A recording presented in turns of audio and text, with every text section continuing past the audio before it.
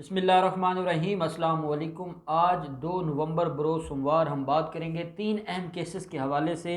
आज आबिद मलिक को अदालत में पेश किया गया है और अदालत में पेश होने के बाद बड़ी अहम कार्रवाई उनके ख़िलाफ़ हुई है। ये भी मैं आपके साथ शेयर करूँगा। इंसदाद दहशतगर्दी लाहौर में इस केस की समाअत हुई है।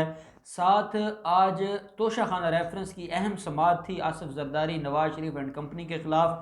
फ़ारूक एच नायक साहब ने जो मुजफ्फ़र अब्बासी हैं डिप्टी प्रोसिक्यूटर जनरल नैब हैं उनके ऊपर जैसे जो लैंग्वेज आज इस्तेमाल की है और जो आज गालम गलूच अदालत के अंदर और जिसके ऊपर अदालत ने बरहमी का इजहार किया है, उनको तकलीफ़ क्या है, वो क्यों परेशान है और आसिफ जरदारी के ख़िलाफ़ कौन सी ऐसी अहम कार्रवाई हुई है जिसकी बुनियाद पर फ़ारूक एच नायक साहब आप से बाहर हो गए हैं, वो भी मैं आपके साथ शेयर करूँगा। और आखिर पर हम बात करेंगे आज एहतसाब अदालत में शहबाज शरीफ का पेश होना महंगा पड़ गया है। उसकी वजह यह है कि एहतसाब अदालत ने दरख्वास्त जो नुसरत शहबाज की थी उसको डिसाइड कर दिया है और वो दरख्वास्त जिसके बारे में परमानेंट हाज़िरी से इस्तिस्ना मांगी गई थी, जिसके अंदर शहबाज शरीफ ने अपनी बीवी को पागल लिखा था, मेंटल डिसऑर्डर की बीमारी का जिक्र किया था, उसके साथ मेडिकल सर्टिफिकेट्स और मेडिकल रिपोर्ट्स लगाई गई थी। वो सारी की सारी चीज़ें भी आज बड़ा दबंग किस्म का फ़ैसला आया है जवादुल हसन साहब का, वो भी मैं आपके साथ शेयर करूंगा। पहले हम बात कर लेते हैं आबिद मलिक के हवाले से। आज उनको पेश किया गया 20 रोज़ा जुडिशल रिमांड पर। जब वो गिरफ़्तार हुए थे, गिरफ़्तार होने के बाद उनको जुडिशल रिमांड पर भेज दिया गया था और 12 अक्टूबर को जो लेडी है, विक्टिम लेडी, उसने उनको शनाख्त परेड में शनाख्त कर लिया था। जो शनाख्त परेड का एक कंसेप्ट है, जब भी नामालूम FIR होती है तो उसके लिए ज़रूरी है कि मुलज़िम की शनाख्त परेड करवाई जाए और वो शनाख्त परेड हुई और उसमें मुलज़िम को जो आइडेंटिफाई कर लिया, वो जो औरत है, विक्टिम है, उसने। और उसके बाद आज अदालत में पेश किया गया और अदालत को ये कहा गया कि मुलज़िम का अब हमें फ़िज़िकल रिमांड चाहिए, क्योंकि पहले फ़िज़िकल रिमांड नहीं दिया गया था, डायरेक्ट उनको जुडिशल रिमांड पर भेजा गया था for the purpose of identification parade. और वो आइडेंटिफिकेशन परेड का प्रोसेस कंप्लीट हो चुका है। पहले मुलज़िम शफ़क़त को भी आइडेंटिफाई कर लिया था और अब आबिद को भी आइडेंटिफाई कर लिया है विक्टिम औरत ने, लेडी ने।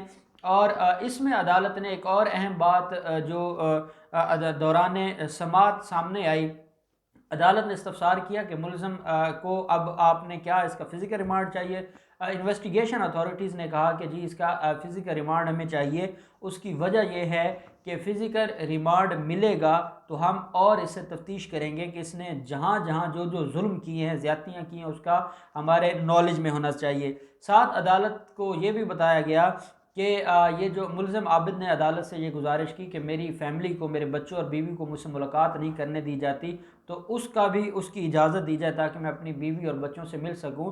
तो अदालत ने कहा कि आपने कोई ऐसा काम नहीं किया जिसकी बुनियाद पर आपको कोई रिलीफ दिया जाए। अभी ये मामला पहले इन्वेस्टिगेशन का है, इन्वेस्टिगेशन हो जाए फिर उसके बाद मुलाकात भी होती रहेगी। जब उसने इस्तफ़सार किया तो अदालत ने कहा 1 माह आपने कानून से अपने आप को बचाने के लिए भाग भी तो गए थे, जब भागे थे तब आपको अपने बच्चों और बीवी का ख्याल नहीं था, और जब आपने जुल्म किया था वो भी किसी की बीवी थी और वो भी किसी के बच्चे थे, आज आपको बहुत ख्याल आ रहा है। और अदालत ने कहा कि जब तक इन्वेस्टिगेशन कंप्लीट नहीं होती तब तक आप ये काम ना करें, आप इसके ऊपर कोई बात ना करें। अदालत ने 15 रोज़ा फ़िज़िकल रिमांड पर जो CIA है उसकी कस्टडी में मुलज़िम आबिद को भेज दिया है। शिनाख्त हो चुकी है और अब आगे कार्रवाई होगी और इंशाअल्लाह ये मरकज़ी मुलज़िम अपने मंतकी अंजाम को पहुँचेगा। और इस तरह के जो खबीसुल खबाइस तरह किस्म के लोग हैं, अल्लाह पाक उनसे हमारी सोसाइटी को निजात देंगे।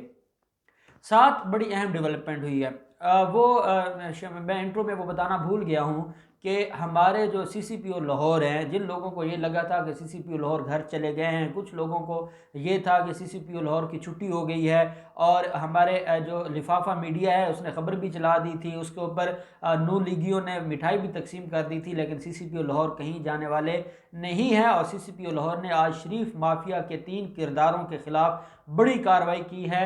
ये तीनों किरदार सीनियर ऑफिसर्स हैं पंजाब पुलिस के, लाहौर पुलिस के। एक साबका इंस्पेक्टर हैं, एक सब इंस्पेक्टर हैं और एक ASI हैं। ये तीनों लोग मुख्तलिफ थानों में मुलव्वस थे। एक तो इन्होंने जो चोरी के इल्ज़ाम में मुलव्वस लोग थे उनके ये सपोर्टर थे और उनको ये बेनिफिट पहुंचाते थे। दूसरा इल्ज़ाम ये था कि इन्होंने वो तशद्दुद खाने बनाए हुए थे जहाँ पर ये टार्चर सेल जहाँ पर ये टार्चर करते थे, और उसमें ये बताया जाता है कि ख़ास सियासी पार्टी के जो मुखालफीन हैं उनको तशद्दुद का निशाना बनाया जाता था। उन मुल्ज़मान को जिनका तल्लुक़ किसी और सियासी जमात से होता था उनको तशद्दुद का निशाना बनाया जाता था। ना सिर्फ उमर शेख ने उन तीनों को गिरफ़्तार किया है बल्कि उनके खिलाफ मुकदमा दर्ज कर दिए हैं, और साथ उमर शेख ने आज एक हंगामी इजलास बुला के जो पुलिस अफसरान है लाहौर के उनको एक बात बताई है कि ना आप किसी सियासी जमात को फ़ायदा पहुंचाएंगे। अब जब मैं सियासी बात पहुंचा रहा हूँ, सियासी जमात की बात कर रहा हूँ, तो आप समझ सकते हैं कि शरीफ माफिया की बात हो रही है। तो साथ उन्होंने कहा कि ना टार्चर सेल अब मैं चलने दूंगा और ना आप लोग जो मुख्तलिफ तरह की जो ऑफेंसेस हैं उसमें मुलव्वस हैं और आप मुख्तलिफ लोगों को सपोर्ट करते हैं और ऑफेंडर्स को सपोर्ट करते हैं। CCPO लाहौर ने कहा कि अब जो कब्ज़ा माफिया की या मुल्ज़मान की या बड़े जो माफियाज हैं उनकी सपोर्ट करेगा तो मैं उसको नहीं छोड़ूंगा और उसके खिलाफ ना सिर्फ मुकदमा दर्ज होंगे, उनको सस्पेंड करूंगा और उनको मैं जेल भेजूंगा। और आज 3 अफसरों को जेल भेज दिया है। और ये जो नून लीग की एक खुशी थी कि उमर शेख चले गए हैं, उमर शेख शरीफ माफिया की चीखें निकलवाने के लिए वापस आ चुके हैं। वो कुछ दिनों के लिए गए थे, मैंने जैसे आपको बताया था उनकी बेटी की शादी थी, बाकी सारी कहानियाँ थीं।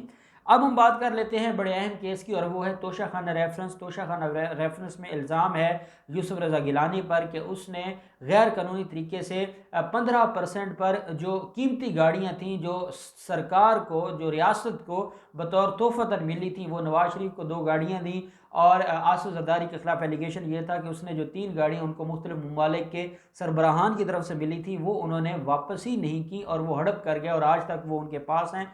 तो जहां नवाज शरीफ का इश्तिहारी डिक्लेयर हो चुके हैं और उनके जो असासजात हैं उनको मुंजमद करने की कार्रवाई चल रही है, वहीं पे तोशा खाना में जिन गाड़ियों का मामला था उनको भी भाग के सरकार जब्त करने की कार्रवाई तोशा खाना रेफरेंस में नैब ने चलाई हुई है और इसमें फ़र्द जुर्म लग चुका है। आज यूसुफ रज़ा गिलानी और आसिफ जरदारी की तरफ से इस्तिस्ना की दरख्वास्त थी और जो वकारुल हसन जो कि एक्साइज एंड टैक्सेशन डिपार्टमेंट के अफसर हैं उनका बयान रिकॉर्ड किया गया है। उसने सारा कट्टा छट्टा खोला है कि कैसे इन्होंने तोशा खाना की गाड़ियों को अपने नाम पर गैर कानूनी तरीके से ट्रांसफ़र करवाया है।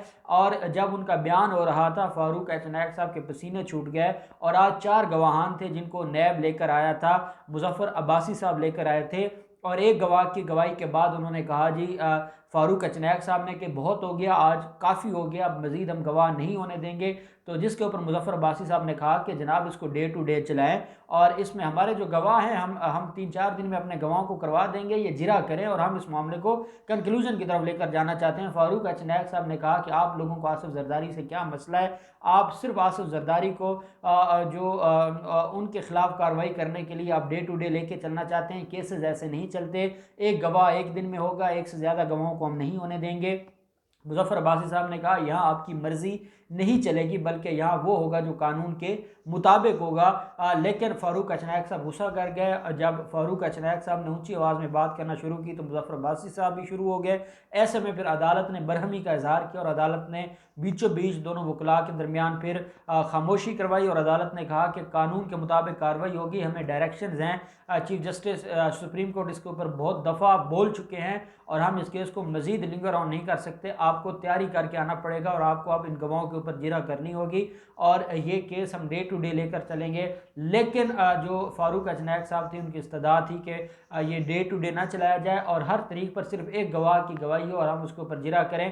तो मुजफ्फर अब्बासी ने कहा कि 1 घंटा जब कार्रवाई होती है उसके बाद ये थक जाते हैं, हालांकि 3-4 घंटे तो नॉर्मली काम हो सकता है और 3-4 घंटे में ये 2-3 गवाहों को जिरा कर सकते हैं, क्रॉस एग्जामिनेशन कर सकते हैं। खैर वो फारूक अचनायक साहब को अब ये लगता है कि आसिफ जरदारी खामोश भी हैं, बीमारी का बहाना भी है और वो बिल्कुल साइड पे हो गए हैं, उसके बावजूद उनको माफ़ी नहीं मिल रही। यही वजह है कि वो अब ड्रामेबाजी कर रहे हैं और वो नहीं चाहते कि इसकी कार्रवाई आगे चले और वो इसको डिले करना चाहते हैं। दूसरी तरफ आज शहबाज शरीफ की जैसे पेशी हुई और उसके ऊपर मीडिया ने चंद मीडिया के लोग ये खबर चला रहे हैं कि तशद्दुद किया गया है पुलिस की तरफ से लीगी कारकुनान के ऊपर और मीडिया के लोगों के ऊपर। जब आप बख्तरबंद गाड़ी आती है और आप बजाय इसके कि पुलिस वालों को जगह दें, वो सिक्योरिटी पर होते हैं और इनको खराश भी आ गई तो वो भी इमरान खान और नैब के खाते पड़ेगी, तो जब वो उनकी सिक्योरिटी के लिए उनको लेके जाते हैं तो आप जब उनके ऊपर चढ़ जाएंगे, आप उनको धक्के देंगे, पुलिस के पास कानून की के ऊपर अमल दरामद करवाना उनकी जिम्मेदारी है, इसके अलावा कोई ऑप्शन नहीं रहती। तो ये मैं नहीं समझता, ये झूठी खबर है और ये इन्होंने धावा बोला था, जैसा कि मैं अपनी पहली वीडियो में बता चुका हूँ। साथ नुसरत शहबाज की दरख्वास्त पर आज अमजद परवेज साहब ने बहस की थी और अमजद परवेज साहब ने यह कहा था कि मैं इस पर नेक्स्ट डेट पर बहस करूँगा। तो अदालत ने कहा था कि आपकी जो दरख्वास्त है वो रिटन है और हम उसी को बहस कंसिडर करके आज डिसाइड करेंगे। बाद में अदालत ने उसको रख लिया था और ये 2 घंटे के बाद अदालत ने इसका फैसला सुनाया। नुसरत शहबाज की दरख्वास्त खारिज कर दी और नुसरत शहबाज के खिलाफ इश्तिहारी करार दिए जाने की कार्रवाई शुरू कर दी। शहबाज शरीफ की बीवी भी इश्तिहारी डिक्लेयर की जा रही है। शहबाज शरीफ की बीवी जिसको इन्होंने मेंटल डिसऑर्डर की बीमारी के सर्टिफिकेट लगाए थे और ये कहा था कि वो अपने कपड़े तक नहीं पहन सकती, बटन नहीं बंद कर सकती, वो खड़ी नहीं हो सकती, ये सारा कुछ लिखने के बावजूद अदालत ने उनकी इस्तदा रद्द कर दी और अदालत ने कहा कि जब तक वो अदालत में पेश होकर कार्रवाई का हिस्सा नहीं बनेगी हम उनको इश्तिहारी डिक्लेयर कर देंगे और उनके खिलाफ कार्रवाई शुरू हो गई है और अब 11 नवंबर को उनका इश्तिहार लगेगा। अब मैं समझता हूँ कि ये शहबाज शरीफ को मरियम की जो जैसे उन्होंने इनका पूरा ख़ानदान इस मुल्क के लिए एक नासूर की तरह रहा, अब मरियम का अदालत में आना भी शहबाज शरीफ के लिए एक नसूर साबित हुआ है और उनकी बीवी को भी रगड़ दिया है अदालत ने। तो इन सारे केसेस में जो भी डेवलपमेंट होगी हम आपके साथ शेयर करते रहेंगे। अल्लाह पाक पाकिस्तान का हामी नासिर हो। बहुत शुक्रिया। अल्लाह हाफिज़। पाकिस्तान जिंदाबाद।